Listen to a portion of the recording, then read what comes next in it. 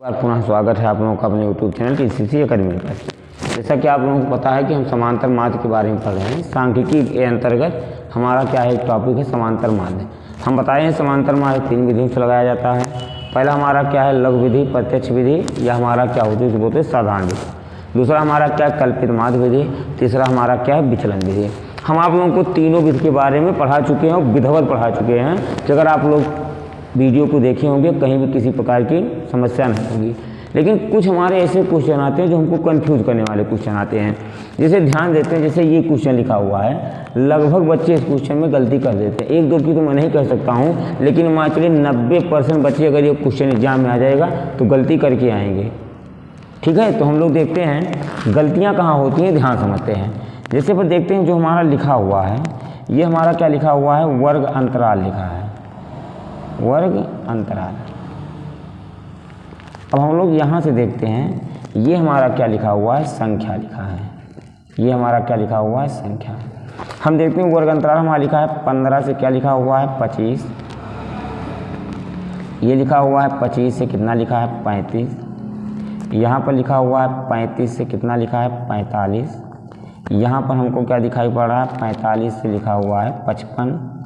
यहाँ पर हमको क्या दिखाई पड़ रहा है, 55 से लिखा है 65। और यहाँ से हमको क्या दिखाई पड़ रहा है, 65 से हमारा क्या लिखा हुआ है, 75। अब हम लोग ध्यान से समझते हैं। उसके बाद हमारी यहाँ पर संख्या दिया हुआ है, तो लिखा है 10, यहाँ पर लिखा है 18, यहाँ पर लिखा हुआ है 26, यहाँ पर लिखा हुआ है 36, यहाँ पर क्या लिखा हुआ है 42, और यहाँ पर क्या लिखा हुआ है 50। अब हम देखते हैं बच्चे गलती कहाँ करते हैं। हमको पता है कि ये जो हमारा लिखा हुआ है, ये हमारा लिखा क्या है, संख्या लिखा है।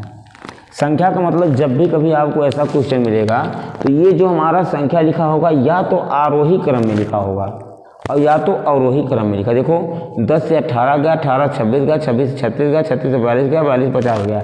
ये किस क्रम में लिखा हुआ है, आरोही क्रम में लिखा हुआ है। जब भी आपको कभी ऐसा क्वेश्चन मिले और संख्या आरोही क्रम में या अवरोही क्रम में लिखा गया हो, तो ये हमारा बारंबारता नहीं होता है, ये हमारा क्या दिया होता है, संचयी बारंबारता दिया होता है। संचयी बारंबारता दिया होता है। जब भी क्या करेंगे कि जब ये 10 से 18, 18 से 26, 26 36, 36 से 42, 42 50, ये जो हमारा आरोही अवरोही क्रम में लिखा होगा, तो हमेशा ये जो दिया होगा ये हमारा क्या होगा, संचयी बारंबारता होगा। अब हमको यहाँ से संचयी बारंबारता दिया हुआ है, हमको बारंबारता क्या करना रहता है, निकालना रहता है। ध्यान देना, यही हमारा एक क्वेश्चन है जो हमारा क्या है, लगभग आपका जो कन्फ्यूजन है वो दूर करेगा। और लगभग ये क्वेश्चन ही होगा। इसके एक और क्वेश्चन आता है जो अलग टाइप का थोड़ा होता है, उसको भी हम क्या करेंगे, आप लोग सॉल्व करेंगे। लगभग ये मान चलिए बुक का कोई भी ऐसा क्वेश्चन नहीं होगा जो आप लोग सॉल्व न कर पाएँ। लगभग जितने भी क्वेश्चन बुक में जिस टाइप के होंगे मैं उस क्वेश्चन क्या कर दूँगा, सॉल्व करवा दूँगा। अब समस्या ये है कि आप लोग जाकर बुक में मिलाएंगे कि सर हमारे बुक में तो ये क्वेश्चन मिल नहीं रहा है। बालाजी प्रकाशन मिलाएंगे, कोई विद्या प्रकाशन से मिलाएगा, कोई हमारा क्या करेगा, ले जाकर के किससे मिलाएगा, राजीव प्रकाशन मिलाएगा।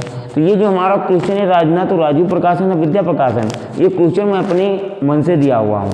इसको क्या किए, मैं अपने मन से लिखा हूँ, क्योंकि ये जो हमारा मेथड है, सारे मेथड एक जैसे हैं। अगर आपको ये मेथड समझ में आ गया, इस टाइप के जितने भी क्वेश्चन होंगे सारे समझ में आ जाएंगे।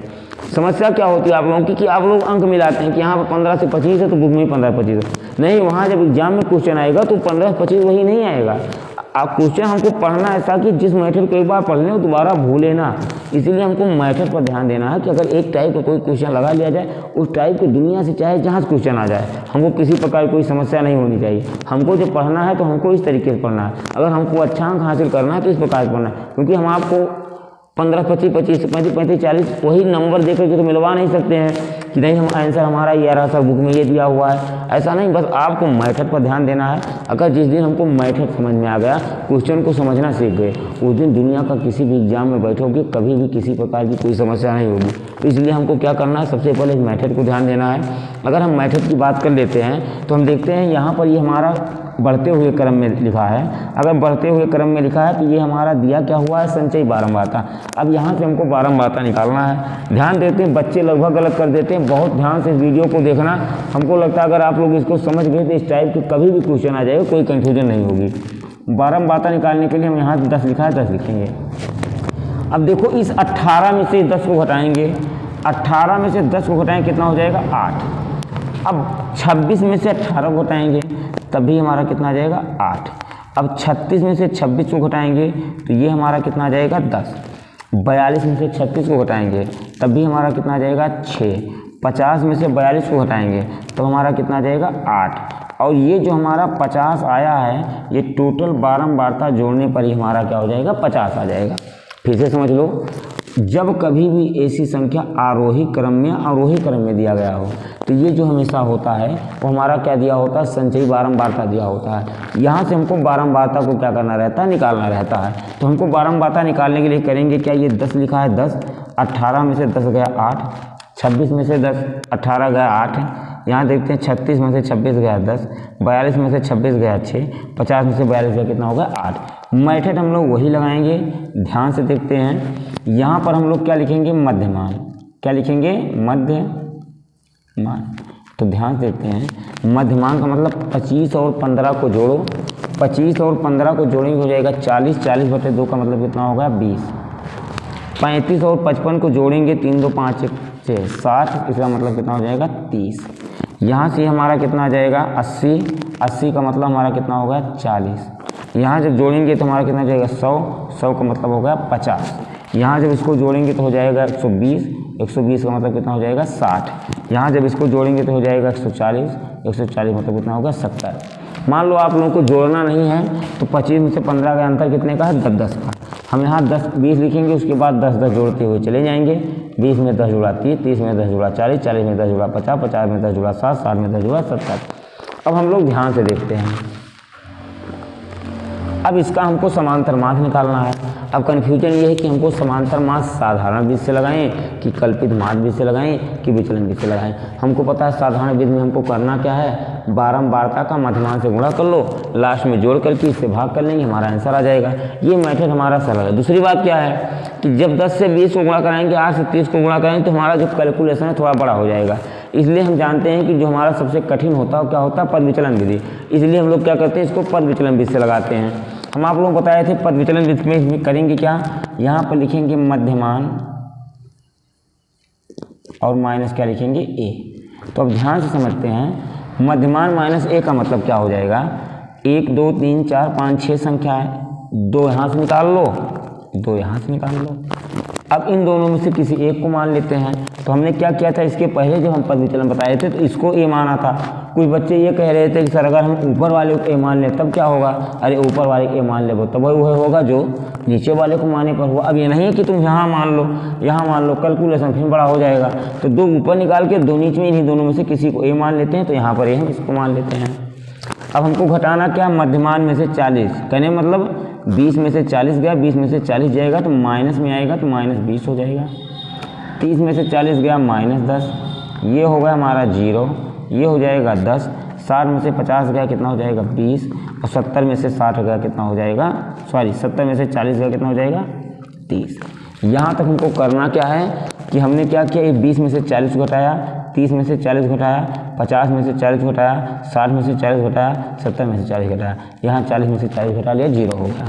अब हम बताए थे यहाँ पर क्या लिखेंगे, मध्यमान माइनस a और इंटू क्या हो जाएगा भागे h। अब ध्यान से हमको समझ लेना है। देखो h का मतलब 25 में से 15 गया 10, 35 में से 25 गया 10, 45 में से 35 गया 10, 55 में से 45 गया 10, 65 में से 55 गया 10, 75 में से 65 गया 10। तो हम देखते हैं कि अगर हम यहाँ से सॉल्व कर लेते हैं तो ये हमारा कितना आ जाएगा, भाग करेंगे 10 दूना 20। अगर यहाँ से बात कर लेते हैं तो ये हमारा कितना आ जाएगा -1, यहाँ आ जाएगा 0, यहाँ 10 से भाग करेंगे 10 एकन्नम 10 1, 10 दूना 20, 10 3 30। अब आगे देखते हैं हमको करना क्या है। आगे हमको क्या करना है देख लेते हैं, कहीं कट तो नहीं रहा है, नहीं, चलिए ठीक है। अब देखते हैं हमको करना क्या है, इस पूरे को f मान लेते हैं। ये हो जाएगा f और गुणे 12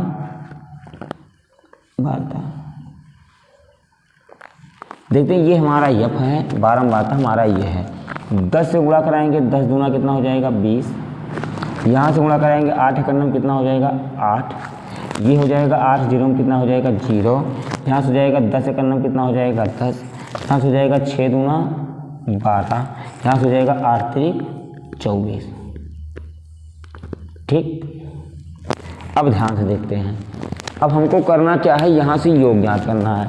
सबसे पहले माइनस माइनस वाले को जोड़ लो, तो 20 और 8 को जोड़ेंगे तो ये हो जाएगा -28। ध्यान देना, यहाँ पर देखते हैं हम इसको जोड़ेंगे तो 4 2 6 2 1 3 1 4, तो ये हमारा आ जाएगा 46। तो ये हमारा कितना आ गया, ये आया -28, ये हमारा क्या आ गया 46 आ गया। ठीक है, तो ये हो गया हमारा -28, ये हमारा क्या आ गया 46 आ गया। अब आगे हम लोग देखते हैं, अगर -28 को और 46 को जोड़ा जाए तो हमको पता है 46 के आगे धन है, ये मान ज़्यादा है। 16 में से 8 गया कितना हो जाएगा 8, यहाँ से हो जाएगा कितना 3, 3 में से 2 गया कितना होगा 1, तो कहने मतलब ये हमारा कितना आ जाएगा 18। तो ये जो हमारा योग आ गया ये कितना आया 18। अब हम लोग ध्यान से देखते हैं, हमको निकालना क्या है समांतर माध्य, वो भी किस बीच से निकाल रहे हैं, विचलन बीच से। तो हमको पता है ये हो जाएगा समांतर माध्य बराबर, समांतर माध्य बराबर ये हो जाएगा a plus sigma x upon n और इंटू ये हमारा क्या जाएगा एच। तो ये हो जाएगा a plus sigma x upon n into h. तो अगर हम बात कर लेते हैं a का मान यहाँ पर कितना दिया हुआ है 40, तो a का मान कितना दिया है 40 प्लस, अगर हम बात कर लेते हैं सिग्मा यक्स की, तो सिग्मा यक्स मतलब जोड़ हमारा कितना है 18, यन का मान हमारा कितना आया है 50। अगर हम बात कर लेते हैं यच का मान, तो 25 में से 5 गया 10, तो यच का मान कितना हो जाएगा 10। 1 0 से 1 0 कैंसिल, 40 प्लस यहाँ से हो जाएगा 18 और यहाँ से बटे क्या हो जाएगा 5, ये हो गया 40 प्लस 5 से भाग करेंगे 5 आएंगे 15 और यहाँ से हो जाएगा 5 6 30, ये हो जाएगा 40 और 3 कितना होगा 43 और 0.6। तो अगर हम बात कर लेते हैं कि जो इसका हमारा समांतर माध्य है और कितना आ गया 43.6, तो ये कभी कभी हमारा क्वेश्चन दिया होता है, बच्चों इसको क्या मान लेते हैं बारंबारता मान लेते हैं। जब क्वेश्चन को लगाते हैं हमारा क्या हो जाता है गलत हो जाता है। जब भी कभी आपको क्वेश्चन दिखाई पड़े आरोही क्रम में अवरोही क्रम में, अगर आरोही अवरोही क्रम में कभी भी हमको दिखाई पड़ता है संख्या दिया हुआ है तो हमेशा हमारा क्या होता है संचयी बारंबारता। तो हम देखते हैं कि ये हमारा क्या था, एक टाइप का क्वेश्चन हमारा ये बना था। अब देखते हैं हमारा एक क्वेश्चन आता है जिसमें दिया होता है 10 से 0 से 10, ऐसा नहीं दिया हुआ, कभी कभी दिया रहता है क्या है 10 से कम, 20 से कम, 30 से कम, 40 से कम, वर्ग अंतराल कुछ ऐसा पूछ लिया जाता है जिसमें लगभग बच्चे कंफ्यूज होते हैं। तो अगले वीडियो हम क्या करेंगे, आपका जो समांतर माध्य में हमारा वही लगभग अंतिम टाइप होगा समांतर माध्य का, उसके बाद आप लोगों को एक वीडियो में माध्य का और एक वीडियो में आप लोग क्या बता देंगे बहुलक। मान के चलिए बहुत लंबा वीडियो नहीं होंगे, सब 20-20 मिनट के वीडियो होंगे, लेकिन 2 से 3 वीडियो में इसके बाद मान के चलिए कि पूरा चैप्टर हमारा क्या हो जाएगा समाप्त हो जाएगा। इसमें तोरण भी खींचना होता है, लेकिन जो एग्जाम में नहीं पूछा जाता है, हमको पता है कि बोर्ड का एग्जाम नज़दीक, आप लोगों को वही पढ़ाना है जो बोर्ड के एग्जाम में आना है। तो हम देखते हैं कि हमारा जो क्वेश्चन था इसका आंसर कितना आ गया 43.6।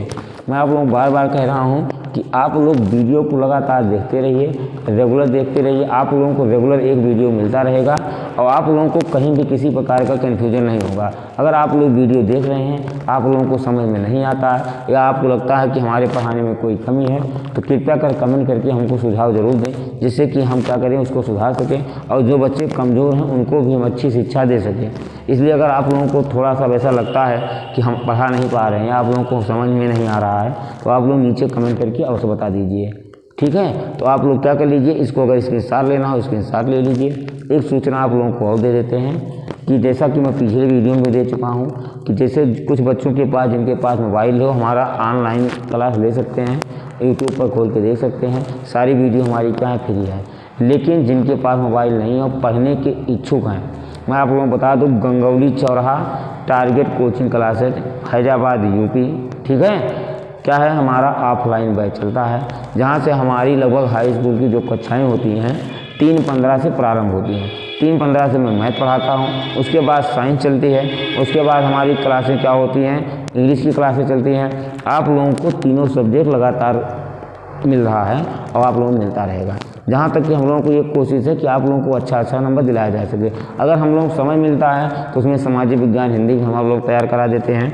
तो इस प्रकार से अगर आप लोगों को किसी प्रकार की समस्या है, वीडियो में नहीं समझ में आता है, तो आप लोगों को रेगुलर 1 घंटे की क्लास ऑफलाइन बैच गंगौली चौराहा टारगेट कोचिंग क्लासेज में हम आपको रेगुलर मिलेंगे। आप लोगों को क्लास रेगुलर होगी। अगर आप लोगों को अच्छा अंक हासिल करना है तो आप लोग ऑफलाइन बैच में आइए। अगर आप मान लेते हैं ऑनलाइन भी लगातार पढ़ रहे हैं तो कोई समस्या नहीं है, ऑनलाइन में भी आप लोगों को सारी मैटर जो है क्लियर हो जाएंगे। ठीक है, इसी सूचना के साथ हम क्या करते हैं, आप लोगों को कल मिलते हैं अगले वीडियो के साथ। तब तक के लिए सभी साथियों को जय हिंद। आप लोग हंसते रहें, मुस्कुराते रहें। शुभ रात्रि। मिलते हैं नए जोश, नई ऊर्जा के साथ नेक्स्ट दिन अगले वीडियो में।